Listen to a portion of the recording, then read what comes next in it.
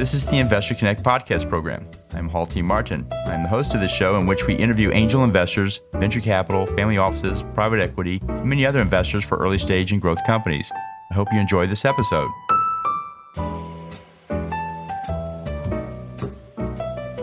Interested in raising funding for your startup? For your next fundraise, consider Tin Capital's Syndicate Platform, an online portal using a special purpose vehicle. The Syndicate Platform allows for online investment and access to over 12,000 accredited investors. Log into the Tin Capital Syndicate Platform to find your next investment. To learn more, go to tincapital.group/SPV.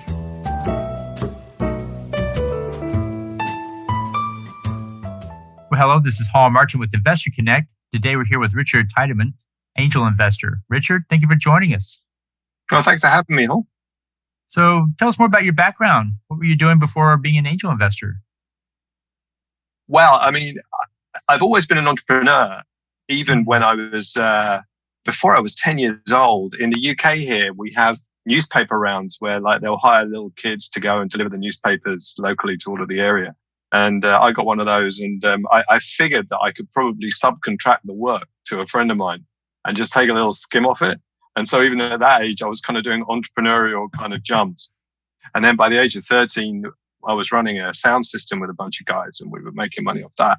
And I've always had these multiple streams of incomes. And I think probably it's made me unemployable to an extent in a large organization because, you're always seeing fresh opportunities.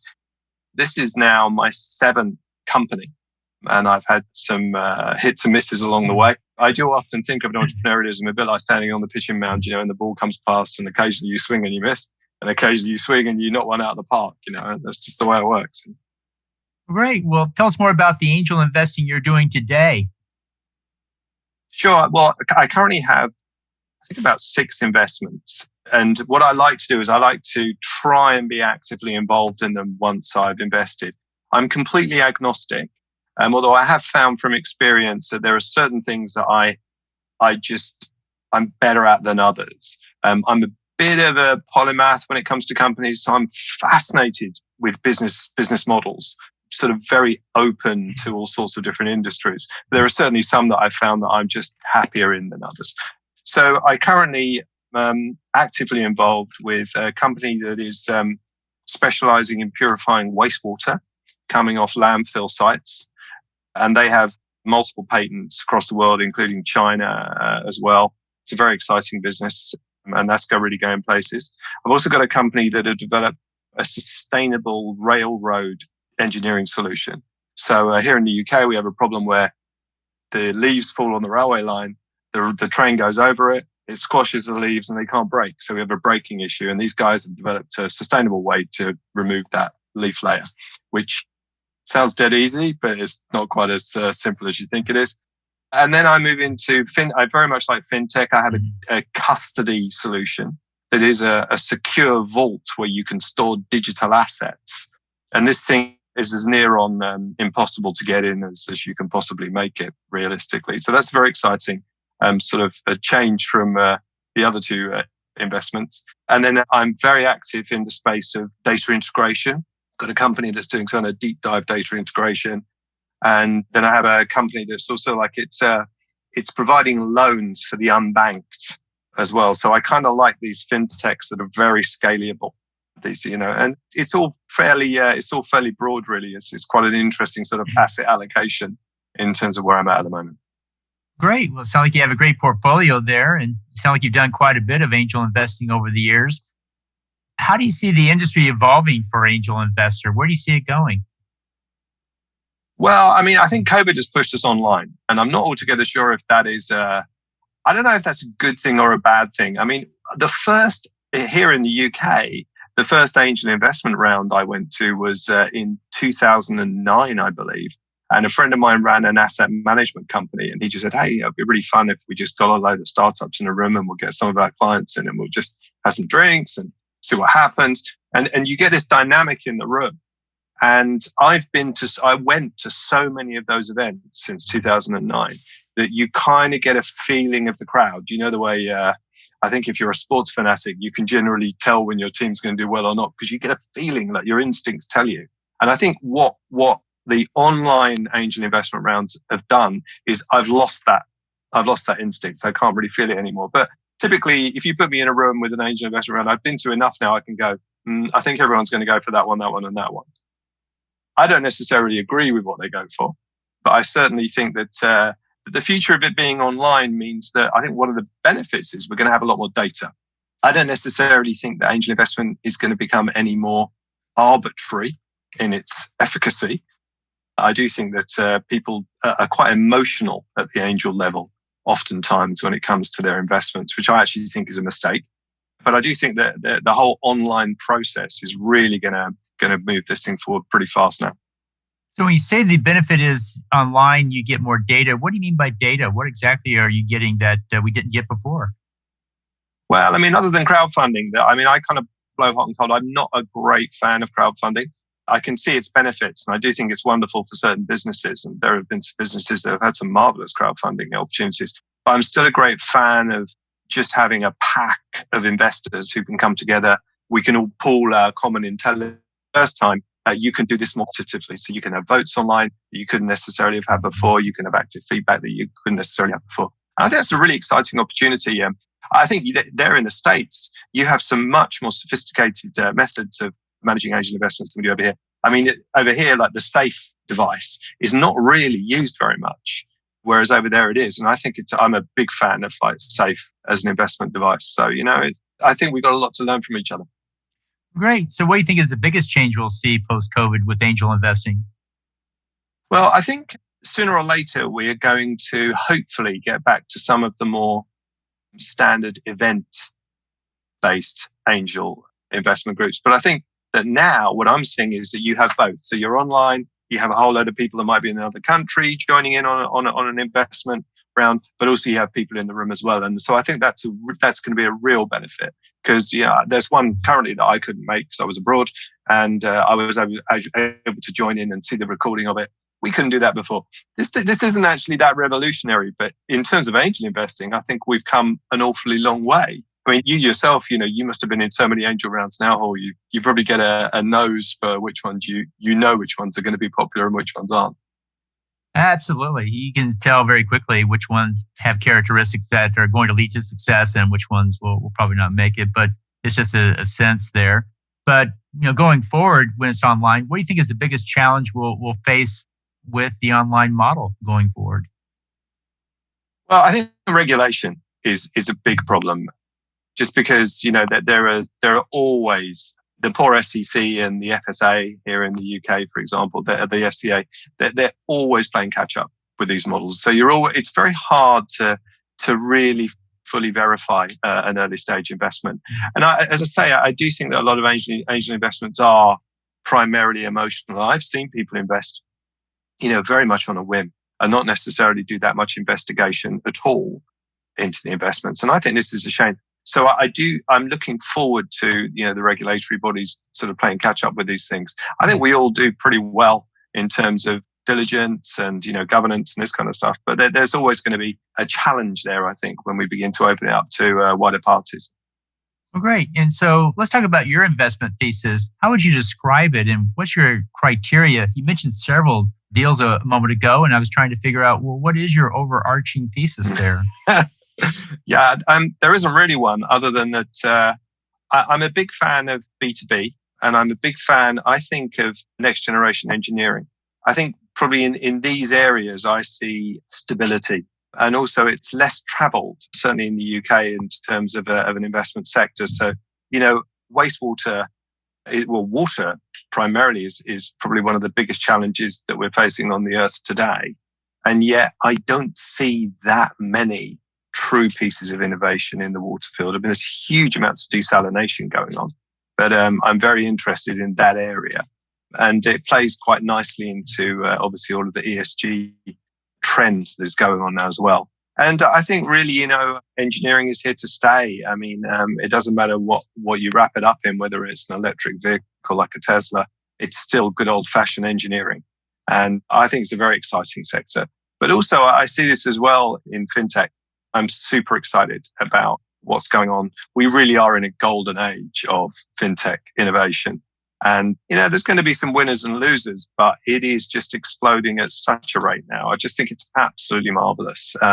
And I'm looking forward to, the whole next generation of this. I've stayed away a bit from blockchain. I haven't really seen that many blockchain investments myself that I've felt fully comfortable with. And I've stayed away a bit from crypto just because I still find it a little bit opaque. I'm wide open, but digital custody, I think, is definitely something that it super excites me, and I invested in that. It's an extraordinary concept, and the fact is that certainly the banking system here in the UK, it really needs an overhaul of all of its piping, and all of that IT is going to need to be upgraded, and all of the digital assets are going to have to be needed to be stored securely. And this is a super exciting opportunity, So that one kind of set me alive. I really like that one. So are you a picks and shovels philosophy around blockchain investing? You don't know where it's going to go, but you know they're going to need a lot of picks, shovels, and Levi's to get there. Is that your approach?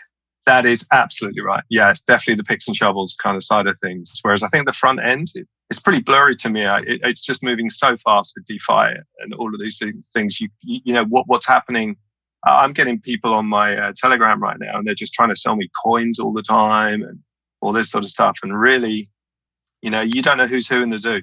And so I really think the picks and shovels side of things just makes me feel a little bit more comfortable.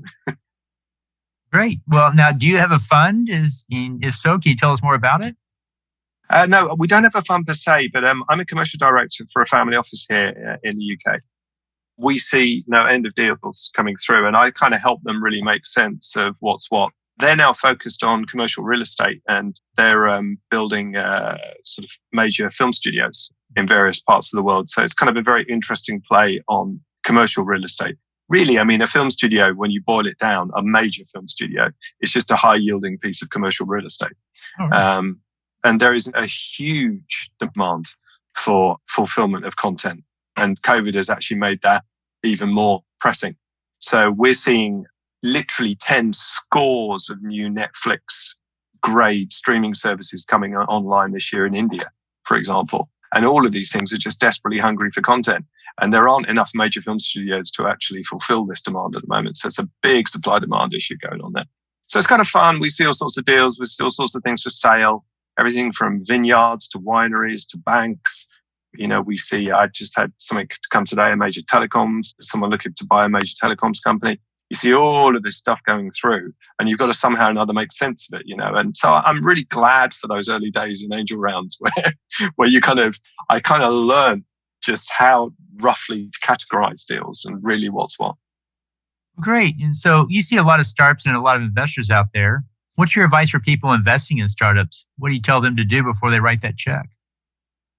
I think if you're starting out in investing, I have certain criteria. So I do look at the teams in particular and the people, look at their track record.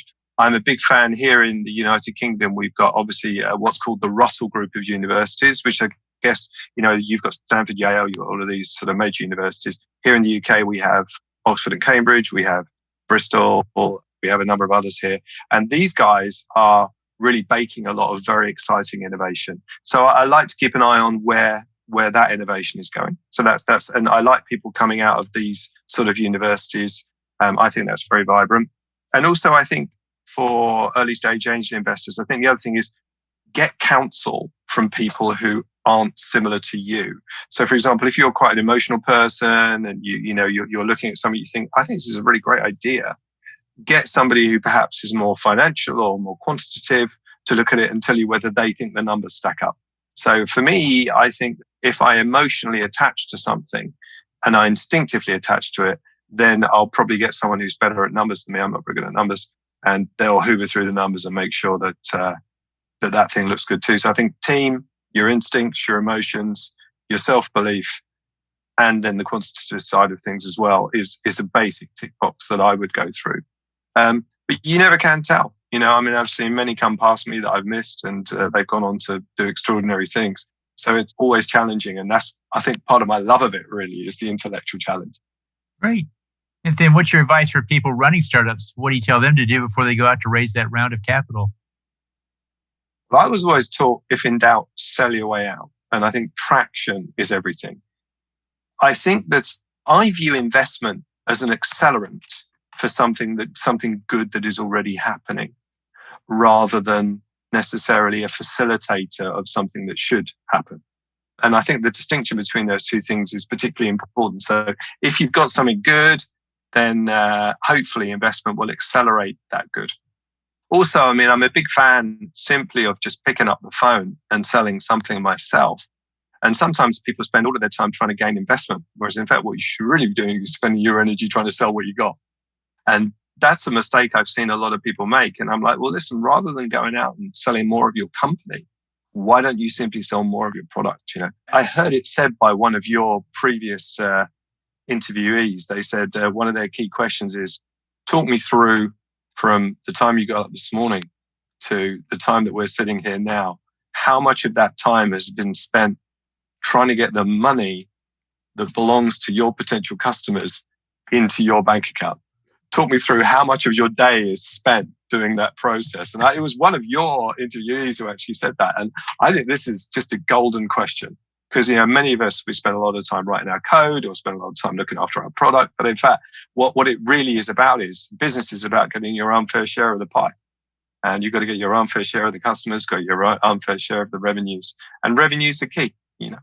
That's absolutely true. So you mentioned several sectors today, you know, ESG, electric vehicles, fintech, crypto. But if you had to pick one or two sectors that you think are really good applications to pursue today by investors, what do you put at the top of the list?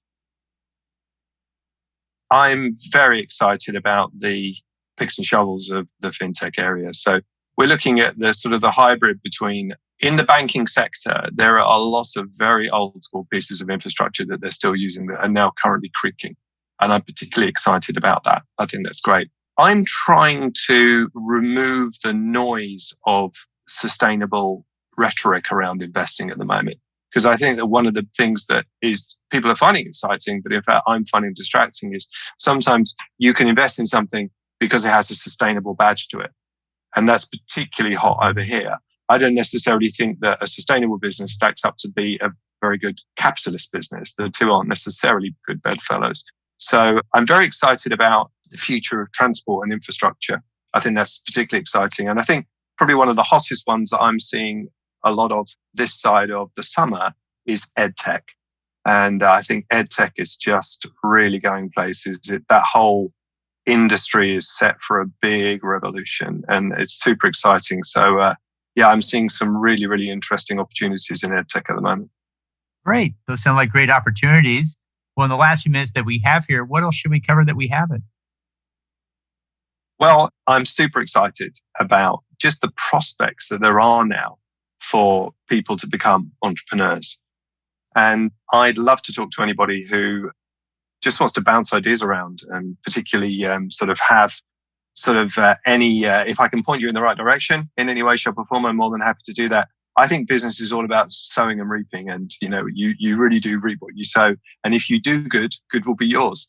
So I'm a big fan of sort of trying to do the best you can, and we help each other and we prosper each other in that way. And I think that's a really, really good, really good policy to have in business. It's great. So how best for listeners to get back in touch with you? I think the best way is you can find me on LinkedIn. I've got a rather strangely spelt name. It's Teideman. That's the best way to catch me, and just pop me a message. I'll be glad to respond back to you. Great. We'll put those in the show notes. I want to thank you for joining us today and hope to have you back for a follow-up soon. It's a real pleasure. Thank you. Investor Connect helps investors interested in startup funding. In this podcast series, experienced investors share their experience and advice. You can learn more at investorconnect.org. Paul T. Martin is the director of Investor Connect, which is a 501c3 nonprofit dedicated to the education of investors for early-stage funding. All opinions expressed by Hall and podcast guests are solely their own opinions and do not reflect the opinion of Investor Connect. This podcast is for informational purposes only and should not be relied upon as a basis for investment decisions.